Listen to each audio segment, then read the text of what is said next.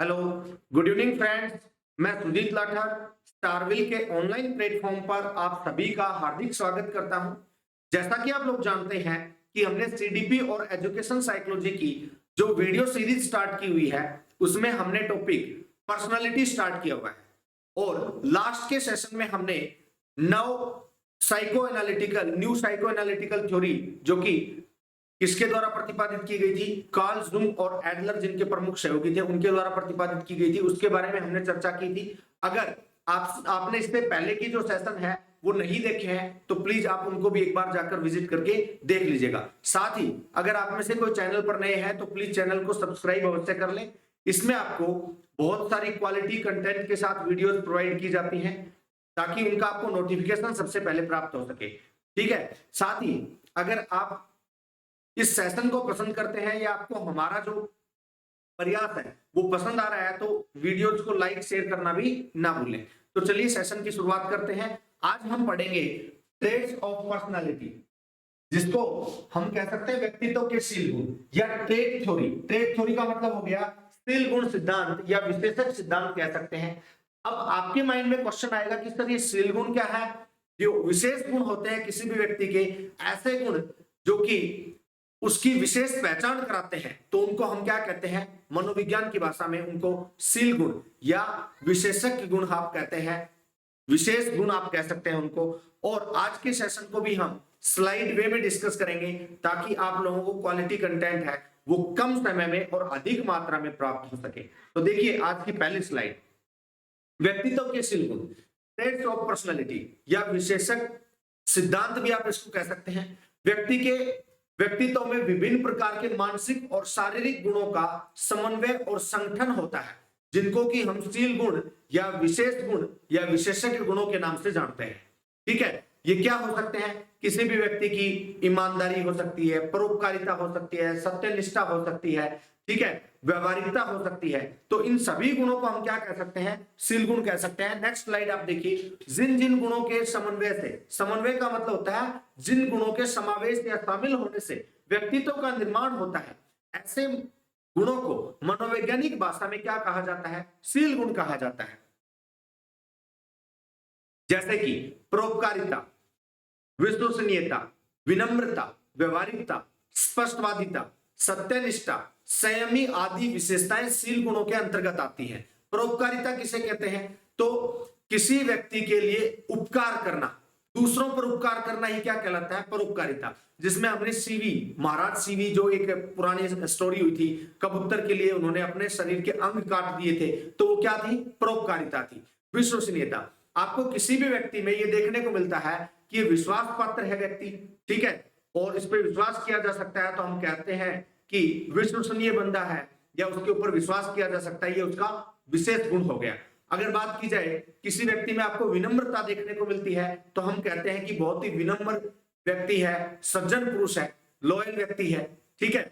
अगर बात की जाए व्यवहारिकता, तो किसी भी व्यक्ति से किसी भी प्रकार का लेन देन या किसी भी प्रकार की बातचीत और उन बातचीत पर, लेन देन पर अगर कोई व्यक्ति खरा उतरता है, जैसे पैसे का हो चाहे किसी भी प्रकार के व्यापार की बात की जाए, तो उस व्यक्ति को हम क्या कहते हैं? व्यवहारिक व्यक्ति कहते हैं। स्पष्टवादी, जो बातों को घुमा फिरा कर ना कहे, स्पष्ट बोल दे, किसी भी बात को मतलब अनर्गल बातें ना करे, घुमा फिरा कर ना करे और स्पष्ट बोल दे, तो उस व्यक्ति को हम क्या कहते हैं? स्पष्टवादी व्यक्ति। ये भी किसी व्यक्ति का एक विशेष गुण कहलाता है।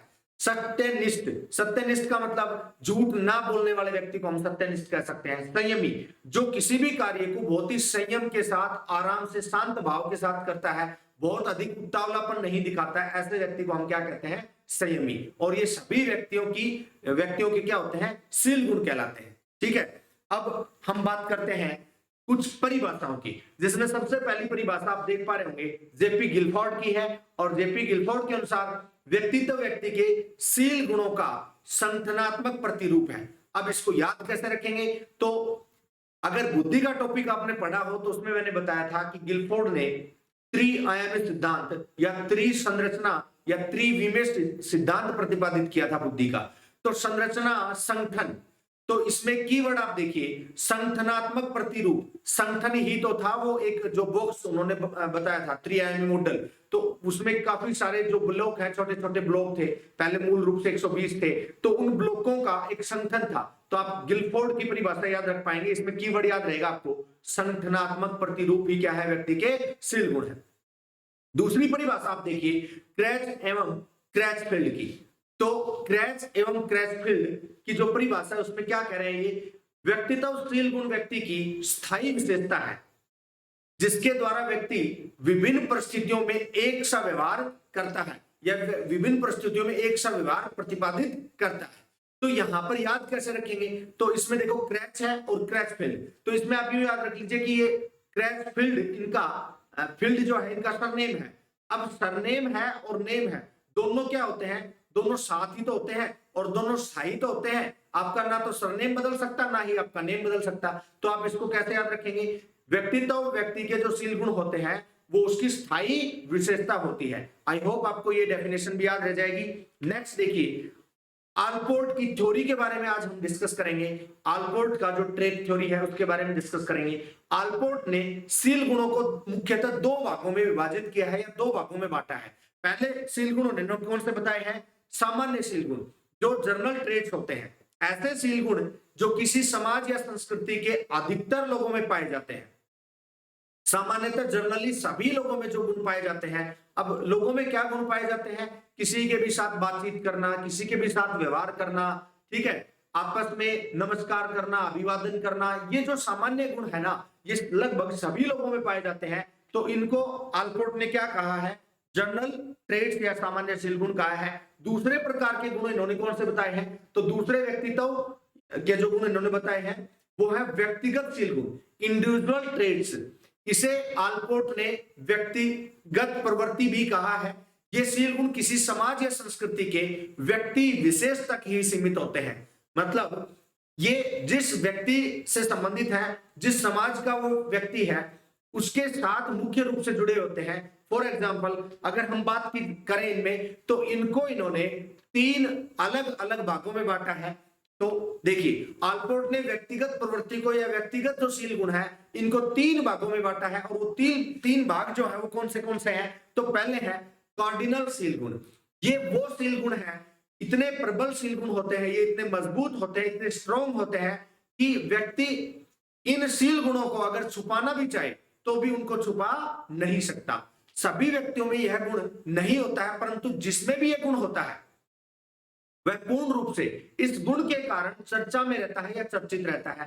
फॉर एग्जाम्पल अगर हम बात करें सत्य अहिंसा, तो जो सत्य अहिंसा परमो धर्म है ये किसकी लाइन है, तो अगर इसकी बात की जाए तो आप ये सोचेंगे कि ये महात्मा गांधी से जुड़ा हुआ है। सत्य अहिंसा का जब भी जिक्र होगा तो ये जो गुण है ये किसके साथ सबसे ज्यादा जुड़ते हैं, तो ये महात्मा गांधी के साथ जुड़ते हैं। तो आपको महात्मा गांधी ध्यान आ जाएंगे। अगर बात की जाए मुसोलिनी और हिटलर, तो उनका जो प्रमुख शील गुण है वो क्या है, तानाशाही करना। तो तानाशाह के रूप में आपको कौन याद आएंगे, हिटलर, मुसोलिनी। अगर बात की जाए नेपोलियन बोनापार्ट की, तो नेपोलियन बोनापार्ट एक बहुत ही महान योद्धा हुए हैं, तो आपको उनकी युद्ध कौशल के बारे में याद आ जाएगा।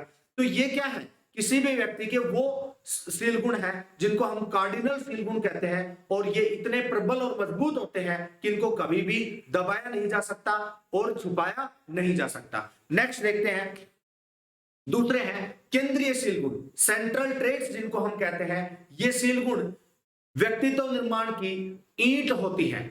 ये जो शील गुण होते हैं, केंद्रीय शील गुण, सेंट्रल ट्रेट्स होते हैं, ये किसी भी व्यक्ति के क्या होते हैं, व्यक्तित्व के निर्माण की ईंट होती है। जैसे कि सामाजिकता। अब जो सामाजिकता है वो सभी लोगों में तो आपको देखने को नहीं मिलती है, बहुत सारे लोगों में आपको सामाजिकता देखने को मिलती है। तो कुछ ऐसे लोग भी आपने जरूर देखे होंगे कि जो कि असामाजिक होते हैं। असामाजिक कौन, जो कि समाज के साथ ना मिलकर चलते हो, समाज के लोगों का हमेशा बुरा चाहते हो, या किसी भी सार्वजनिक प्लेस पर तोड़फोड़ करें, पार्क में किसी प्रकार की गंदी हरकतें कर दें, या स्ट्रीट लाइट तोड़ दें, सार्वजनिक प्लेस पर स्मोकिंग करें, तो इनको हम क्या कह सकते हैं, सामाजिकता का अभाव वाले गुण हम इनको कहेंगे, इनमें पाए जाते हैं। असामाजिक व्यक्ति इनको हम कह सकते हैं। सहानुभूति, सामाजिकता है, सहानुभूति है, आत्मविश्वास है। किसी भी व्यक्ति में अगर हम सोशलिटी देखते हैं, ठीक है, सिंपैथी देखते हैं, सहानुभूति देखते हैं, और आत्मविश्वास, सेल्फ कॉन्फिडेंस उसमें अगर हम देखते हैं तो वो व्यक्ति क्या कहलाते हैं, व्यक्ति के केंद्रीय शील गुण कहलाते हैं। ठीक है, उसके केंद्र से बाहर निकलते हैं, इनको आप सीधा सा याद रख सकते हैं। सामाजिकता है तो उसके अंदर से निकलती है कि वो सामाजिक है या नहीं।